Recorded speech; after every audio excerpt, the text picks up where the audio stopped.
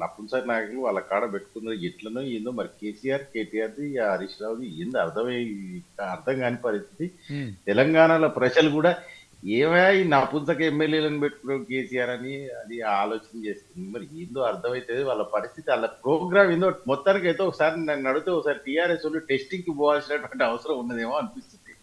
Right. TV డిబేట్లకు వస్తే ఇది కొంచెం మంచి అర్థవంతమైనటువంటి చర్చ పెట్టారు పొద్దున 99 టీవీ మంచుకుంది. ఇది అంతముందా అన్న హర్షవర్ధన్ అన్న చెప్పాడు.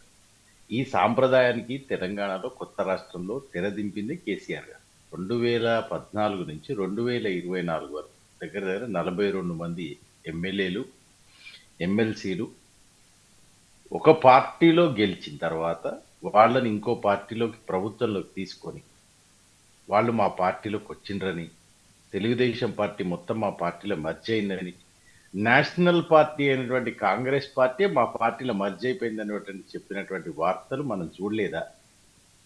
ఇవాళ కేసీఆర్ గారు మరి ఇల్లెక్కి అంత బొబ్బ చేసుడు లొల్లి చేసుడు ఏమన్నా అవసరం? ఇవన్నీ వాళ్ళు నేర్చుకోవాలి. మనం ఏదైతే చేస్తామో what you so what you reap అని ఇంగ్లీష్లో ఒక సేయింగ్ ఉంటుంది. అంటే నువ్వు ఏదైతే నాటుతావో అదే రేపు మొలుస్తుంది.